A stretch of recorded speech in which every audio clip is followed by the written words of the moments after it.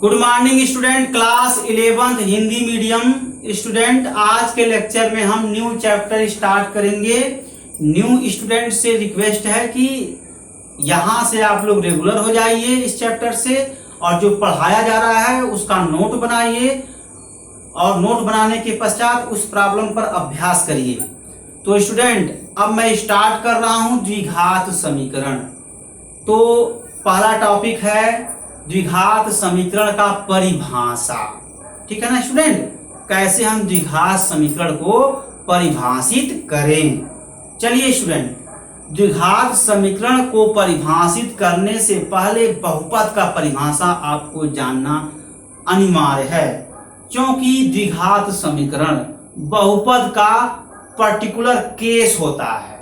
यानी हम कह सकते हैं स्टूडेंट कि यानी हम ये कह सकते हैं स्टूडेंट, बहुपद ही द्विघात समीकरण होता है, बट हर द्विघात समीकरण जो है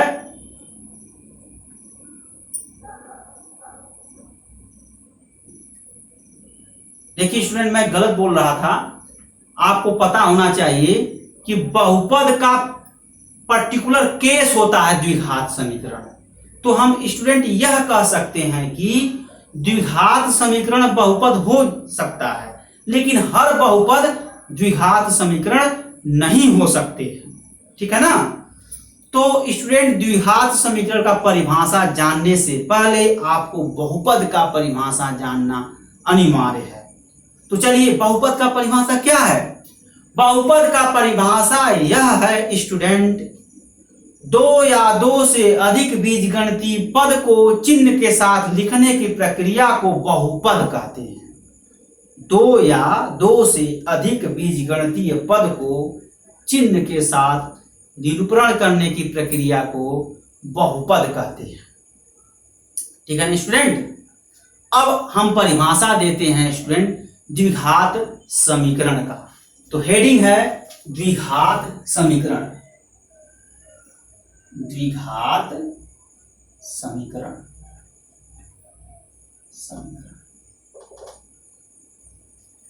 ठीक है ना स्टूडेंट। यदि px एक बहुपद है,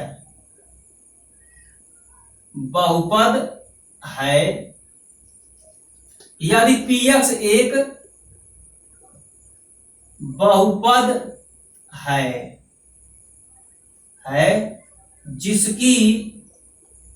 जिसकी घात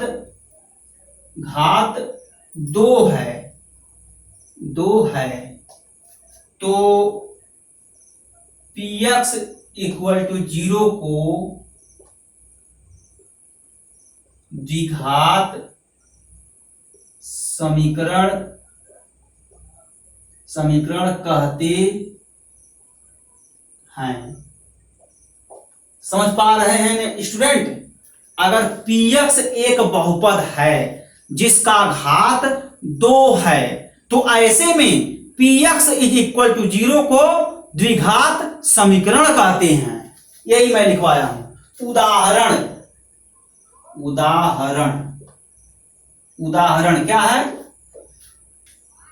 px is equal to ax square plus bx plus c एक बहुपद है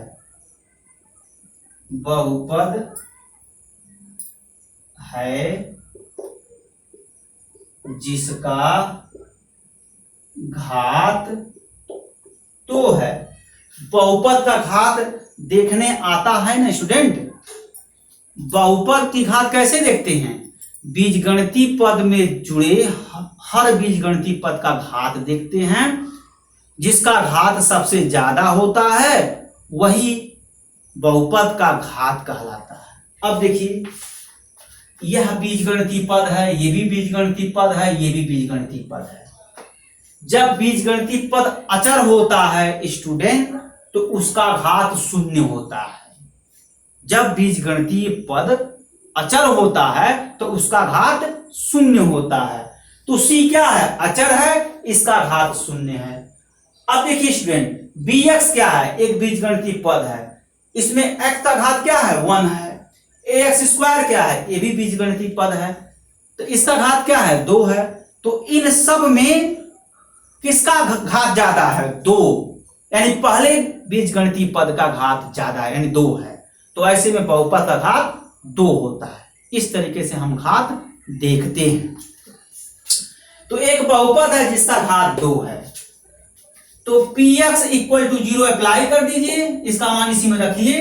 तो ax square plus bx plus c equal 0 such that चूंकि px equal to ax square plus bx plus c, ये क्या है स्टूडेंट, यह आपका द्विघात समीकरण है। मतलब ax square plus bx plus c equal to 0 ही द्विघात समीकरण है। यही क्या है स्टूडेंट, द्विघात समीकरण है। अब क्या करेंगे स्टूडेंट, अब हम क्या करेंगे, अब हम ये काम करने जा रहे हैं, द्विघात समीकरण के मूल बताएंगे। क्या बताएंगे, द्विघात समीकरण के मूल हम पढ़ेंगे। चलिए द्विघात समीकरण का मूल क्या होता है उसके बारे में हम बताते हैं। सबसे पहले द्विघात समीकरण के मूल का परिभाषा देंगे स्टूडेंट। जब परिभाषा जान लेंगे तो कैसे द्विघात समीकरण के मूल को हम निकालते हैं वो सिखाएंगे। चलिए स्टूडेंट,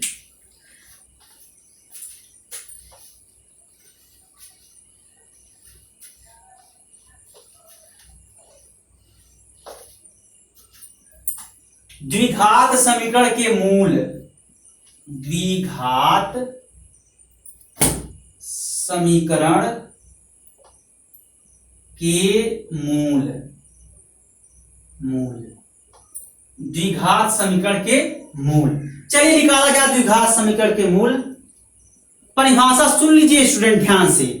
x के वे मान जो द्विघात समीकरण को संतुष्ट करते हैं तो x के मान ही द्विघात समीकरण के मूल कहलाते हैं। लिख मैं दे रहा हूं, x के मान जब द्विघात समीकरण x के मान जब द्विघात समीकरण को संतुष्ट करते हैं, संतुष्ट ये ट है स्टूडेंट, करते हैं तो x के मान ही द्विघात समीकरण के मूल कहलाते हैं। ठीक है ना स्टूडेंट, बात समझ में आ रहा है आप लोगों को कि नहीं आ रहा है? द्विघात समीकरण के मूल में हम क्या बताए हैं? द्विघात समीकरण के मूल में हम यह बताए हैं स्टूडेंट कि x के वे मान जो द्विघात समीकरण को संतुष्ट करते हैं तो ऐसे में x के मान ही द्विघात समीकरण के मूल कहलाते हैं। ठीक है ना। अब स्टूडेंट चलिए हम सॉल्व करके सिखा रहे हैं कि द्विघात समीकरण के मूल कैसे निकालते हैं। चलिए मैं एक द्विघात समीकरण पर्टिकुलर में कंसीडर करता हूं और उसका मूल हम निकाल कर बताते हैं। चलिए x square plus 5x plus 6 equal to 0 एक द्विघात समीकरण है, समीकरण है। क्या है? एक द्विघात समीकरण है। अब इसका मूल हम निकालेंगे तो परिभाषा पर जाइए स्टूडेंट। परिभाषा क्या कहता है कि x के वे मान जो द्विघात समीकरण को संतुष्ट कर दें तो ऐसे में x के मान को ही द्विघात समीकरण कहते हैं। तो चलिए आपको यहां पर हीट एंड ट्रायल मेथड लगाना है student. Heat and trial method क्या होता है? हीट एंड ट्रायल मेथड यह होता है स्टूडेंट, आपको x के मान खोजने हैं, आपको x के मान खोजने हैं, x के उन मान को खोजिए कि इक्वेशन में रख दें और समीकरण संतुष्ट हो जाए। चलिए खोजिए। अब x के मान तलाशना तो किसमें जाएंगे? इंटीजर के सेट में जाइए, मान रखिए। स्टूडेंट जरा हमको ये बताइए, ये टर्म प्लस है, ये भी टर्म प्लस है, ये भी टर्म प्लस है, तो क्या कोई x का धन पूर्णांक अगर लें तो क्या ये समीकरण संतुष्ट हो जाएगा? नहीं होगा। आपका कॉमन सेंस क्या कहता है स्टूडेंट? आपका कॉमन सेंस यह कहता है कि द्विघात समीकरण के तीनों पद प्लस हैं। जब द्विघात समीकरण के तीनों पद प्लस हैं तो x का मान अगर आप खोजेंगे तो कतई x बराबर अगर कोई धनात्मक पूर्णांक लेते हैं तो धन संख्या तो समीकरण को कभी संतुष्ट नहीं कर सकता। जब भी करेगा तो माइनस संख्या ही संतुष्ट करेगा। तो आप माइनस नंबर रखिए, तलाशिए। तो माइनस नंबर तलाशिए, ठीक है। आप x बराबर 0 रखिए, क्या संतुष्ट करेगा? नहीं। 6 बराबर 0 क्या हो पाएगा स्टूडेंट? मेरे कहने का मतलब आप x बराबर 0 इसमें रखिए, तो 0 का square plus 5 into 0 plus 6 is equal to 0। तो 0 प्लस 0 प्लस 6 इक्वल टू 0। क्या 6 0 के बराबर होगा स्टूडेंट? कभी नहीं 0 होगा 6। तो इसलिए कंफर्म हो गया x बराबर 0 पर समीकरण संतुष्ट नहीं है, x बराबर धन पूर्णांक पर भी समीकरण संतुष्ट नहीं है। तो किस पर संतुष्ट होगा? x ऋण पूर्णांक पर संतुष्ट होगा। तो आप ऋण पूर्णांक आप रखिए। चलिए रखा जाए स्टूडेंट। यही सब इसमें सर्च है और कुछ है थोड़ी नहीं स्टूडेंट जो आप सोचते हैं। तो चलिए x बराबर -1 जरा रखिए इसमें, x बराबर -1। तो -1 का square plus 5 into -1 plus 6 equal to 0। तो -1 -5 प्लस 6 इक्वल टू 0।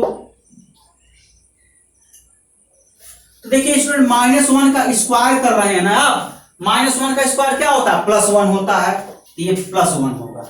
अब ये दोनों क्या हो जाएगा? 7, यानी ये टर्म और ये टर्म ऐड होगा तो +7 -5 equal to 0, 2 equal to 0। Student क्या कभी 2 0 के बराबर होगा? कतई नहीं होगा। इसका मतलब यह हुआ स्टूडेंट x बराबर -1 समीकरण को संतुष्ट नहीं कर पा रहा है, तो x बराबर -1 समीकरण के मूल नहीं होंगे। जब नहीं होंगे स्टूडेंट आपको दूसरा नंबर रखना पड़ेगा।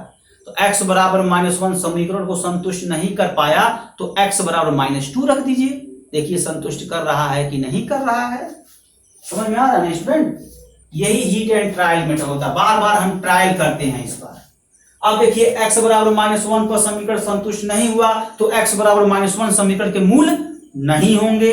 और x बराबर 2 रखिए, x बराबर -2, x बराबर -2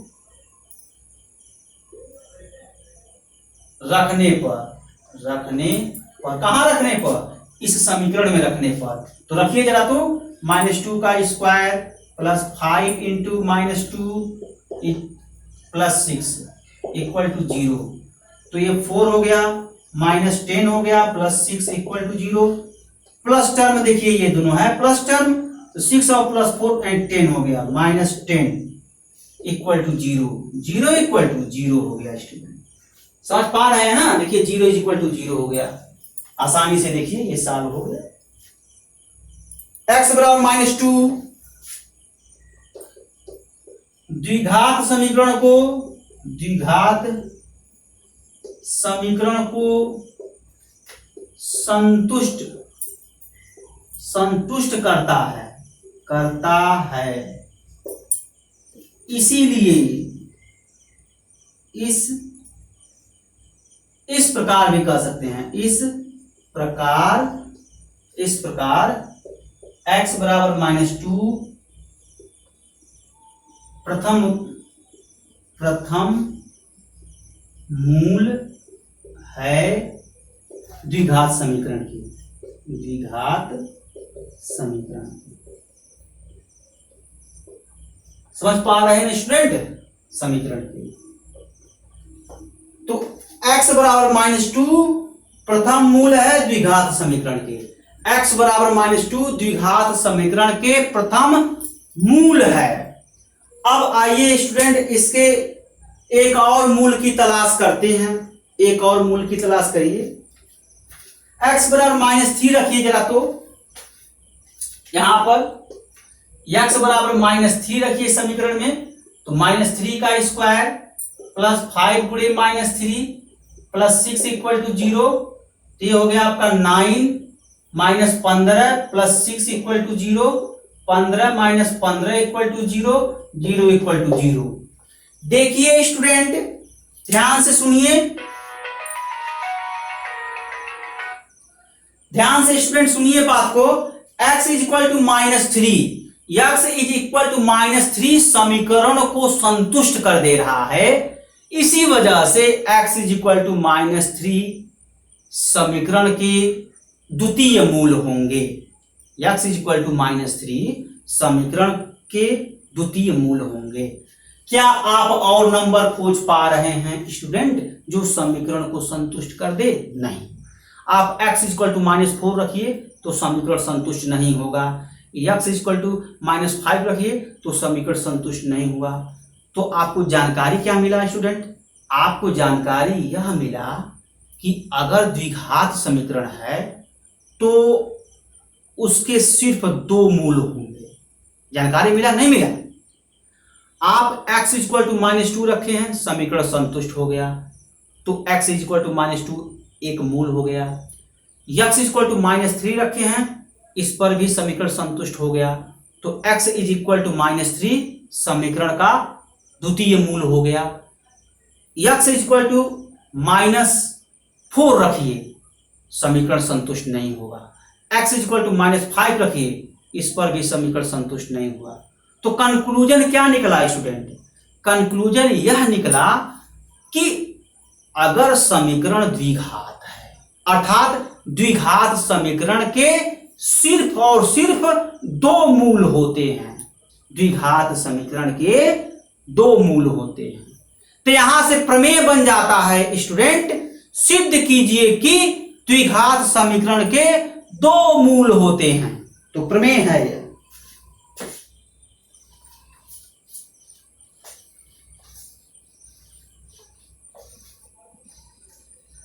प्रमेय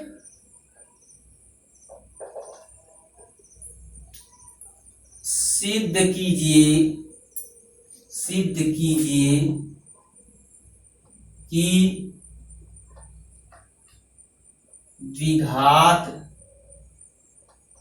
समीकरण के 2 मूल होते हैं। सिद्ध कीजिए कि द्विघात समीकरण के 2 मूल होते हैं। तो इस प्रमेय को स्टूडेंट हम अगले लेक्चर में करवाएंगे, बड़ा प्रमेय है। आज के लिए बस इतना ही स्टूडेंट्स। Okay, thanks.